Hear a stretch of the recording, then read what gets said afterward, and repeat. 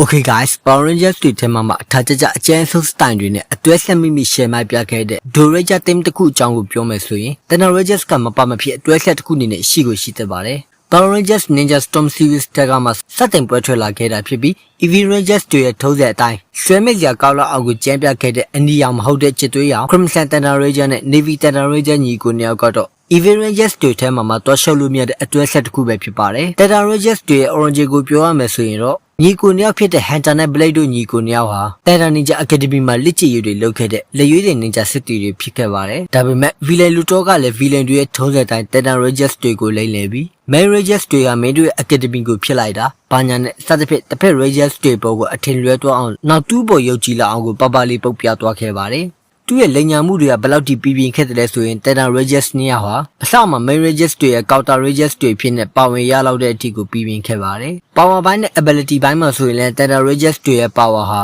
Main Rangers တွေထက်တောင်ပိုပြီးတော့ကျန်းတယ်လို့ fan အချို့ကလည်းပြောကြပါတယ်။ Tana Rangers တွေမှာ Super Speed, Ninja တွေရဲ့ရှိထားတဲ့ skill တွေပြီးတော့အင်အားကြီးမှလို့တဲ့မိုးကြိုးမုန်တိုင်းဆွဲအင်တွေနဲ့ Psychic skill တွေဟာလည်း Main Rangers တွေနဲ့မတူညီတဲ့အချက်တစ်ခုကိုရောက်စေခဲ့တဲ့အဓိကအချက်တွေနဲ့ပါဝင်နေပါတယ်။သူတို့ရဲ့ Zod ကတော့ Tana Zod ပဲဖြစ်ပြီး Tana Mega Zod ဖြစ်နေလေဘောင်းဆိုင်အသုံးပြုလို့ရပါသေးတယ်။ Tana Rangers Story အကောင်ဆုံးပိုင်းနေတဲ့ Hunter နဲ့ Blade တို့ဟာလူတော့ကသူတို့ကိုလိန်ထားတာကိုသိရှိသွားပြီးနောက်ပိုင်း Main Rangers တွေနဲ့ Team Up လုပ်ပြီးလူတော့ကိုပြန်လည်တိုက်ခိုက်ခဲ့ကြပါတယ်။အဲ့ဒီချိန်ကစပြီး Tana Rangers တွေက Ninja Storm Series ရဲ့ Power Rangers Team Member တွေအနေနဲ့ပြောင်းလဲပါဝင်သွားခဲ့ပါတယ်။ Tana Rangers ဟာ Power Rangers မိုင်းထဲမှာအထာကျဆုံး Main Rangers တွေရဲ့ပြိုင်ဖက် EV Counter Rangers တွေအဖြစ်ကနေ Hero ဖြစ်ပြောင်းလဲသွားတဲ့ Doraja Team တွေထက်ကမှတစ်ခုပါဝင်ပဲဖြစ်ပါတယ်။ဒီဗီဒီယိုလေးကိုတော့ဒီလောက်နဲ့ပဲခဏတာရက်နာပါမယ်။ဒါနဲ့မိတ်ဆွေတို့အကြိုက်ဆုံး EV Ranger ကရောဘာတူလဲ။နောက် Bell Rangers တွေရဲ့အကြောင်းကိုရောဗီဒီယိုလုပ်ပေးရမှာလဲ။နောက်ထပ်မတူညီတဲ့ Bell Hero Universe ကိုရော Bizarro နဲ့အတူခဏလောက်အလဲသွားခြင်းလဲ။ comment မှာရေးပေးသွားလို့လဲမိတ်ဆွေတို့တဲ့ပတ်သက်မကုန်သွားပါဘူး။ Bizarro ပါ။တော်နေအထက်ကနေတက်ဆင်းနေတာကြောင့်နောက်ဗီဒီယိုမှာမကြဆုံးခဲ့ရင်ပြန်လဲဆုပ်တွေ့ပါမယ်။